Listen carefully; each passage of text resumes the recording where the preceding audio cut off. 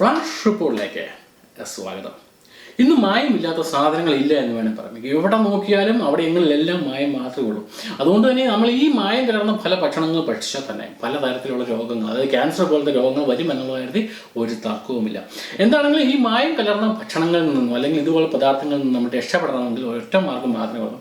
സ്വന്തമായിട്ട് അത് ഉണ്ടാക്കാൻ ശ്രമിക്കുക എന്നുള്ളത് മാത്രമാണ്. പക്ഷേ എത്രയൊക്കെ സാധനങ്ങൾ നമ്മൾ സ്വന്തമായിട്ട് ഉണ്ടാക്കാൻ പറ്റും എന്നുള്ള കാര്യം വളരെ ചോദിച്ചിട്ടാണ്. നമുക്ക് എല്ലാ സാധനങ്ങളൊന്നും അങ്ങനെ ഉണ്ടാക്കി കഴിക്കാൻ പറ്റില്ല. എന്താണെങ്കിലും ഉണ്ടാക്കാൻ പറ്റുന്ന ചില സാധനങ്ങളുണ്ട്, അത് നമുക്ക് ട്രൈ ചെയ്യാം എന്ന് വേണമെങ്കിൽ പറയാം.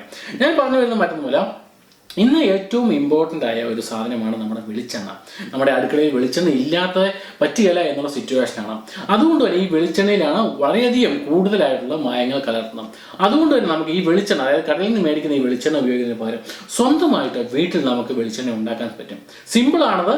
എന്താണെങ്കിലും നമുക്ക് കണ്ടു നോക്കാം അത് എങ്ങനെയാണ് ഉണ്ടാക്കുന്നത് എന്നുള്ള കാര്യം.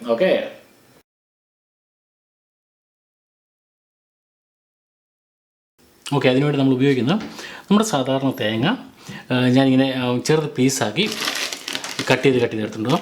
നിങ്ങൾക്ക് വേണമെങ്കിൽ ഇത് ചിരണ്ടി എടുത്താലും മതി. ചിരണ്ടുന്ന സാധനം നമുക്കില്ലാത്തതുകൊണ്ടാണ് നമ്മളിങ്ങനെ മാറ്റിയേക്കുന്നത്. അത് ചെറിയ പീസാക്കി അരിഞ്ഞെടുക്കുക.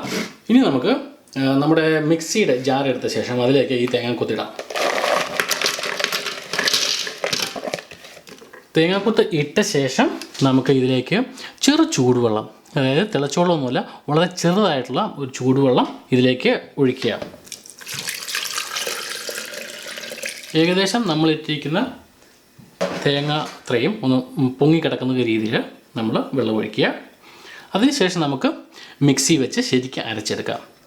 നിങ്ങൾക്ക് ഈ തേങ്ങാക്കൊത്തിന് പകരം നിങ്ങൾക്ക് തേങ്ങ ചിരണ്ടി വെച്ചാലും മതി. അതായിരിക്കും ഇച്ചിരി ഈസി എന്ന് എനിക്ക് തോന്നുന്നു. നമ്മൾ അരച്ചെടുത്ത ഈ ഒരു തേങ്ങ നമുക്കിനി അരച്ചെടുക്കാം തന്നെ.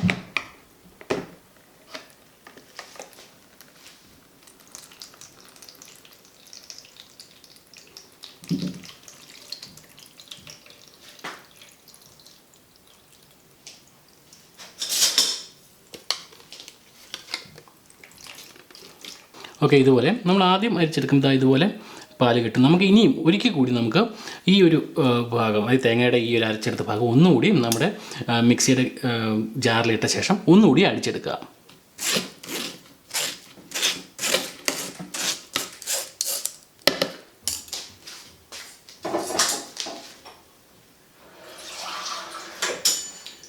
നേരത്തെ പോലെ തന്നെ ചെറു ചൂടുവെള്ളം ഒഴിക്കുക.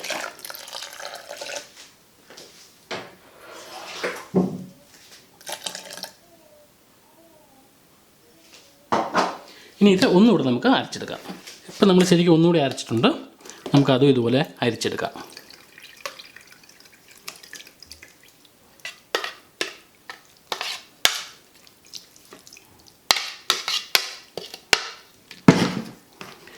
ശരിക്കും പ്രസ് ചെയ്ത് മുഴുവൻ തേങ്ങാപ്പാൽ നമുക്കിതിൽ നിന്ന് ഊറ്റിയെടുക്കാം.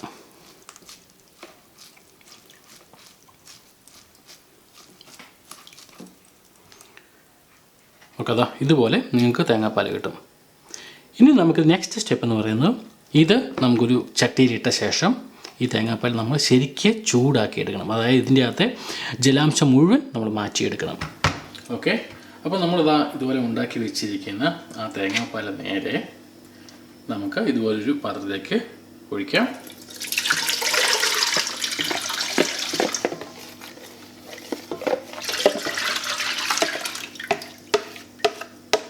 അതിനുശേഷം ഹീറ്റ് ഓണാക്കുക, മീഡിയം ഹീറ്റ് വെക്കുക, ശരിക്ക് ഇളക്കി കൊടുക്കുക. ഇനി തിളയ്ക്കും തോറും ഇതിൻ്റെ അകത്തുള്ള ജലാംശം വറ്റിപ്പോവുകയാണ്. തുടർന്നാണ് നമുക്ക് എണ്ണ കിട്ടുന്നത്. അതുകൊണ്ട് അതിനിടയ്ക്ക് ശരിക്കും നമ്മൾ ഇളക്കി കൊടുക്കുകയും ചെയ്യണം.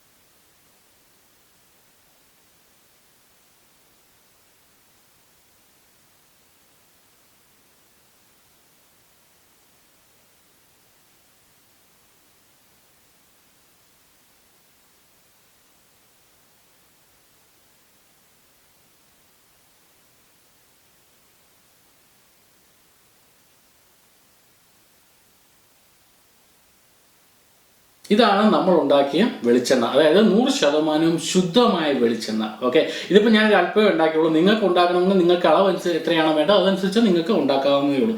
100% നമുക്ക് ഉറപ്പ് പറയാം ഇത് ശുദ്ധമായ വെളിച്ചെണ്ണയാണ്. അതുകൊണ്ട് നമുക്ക് എന്ത് ആവശ്യങ്ങൾക്ക് നമുക്ക് ഉപയോഗിക്കുകയും ചെയ്യാം. ഓക്കെ, എന്താണെങ്കിലും ഇനി നമുക്ക് വെളിച്ചെണ്ണയിൽ മായം കലർന്നു എന്നുള്ളൊരു പേടി വേണ്ട. കൂടുതൽ വീഡിയോയ്ക്കും വിശകലനങ്ങൾക്കും ഫേസ്ബുക്ക് പേജ് ലൈക്ക് ചെയ്യാനും യൂട്യൂബ് ചാനൽ സബ്സ്ക്രൈബ് ചെയ്യാനും മറക്കാതിരിക്കുക. ജോബി വയലങ്കൽ.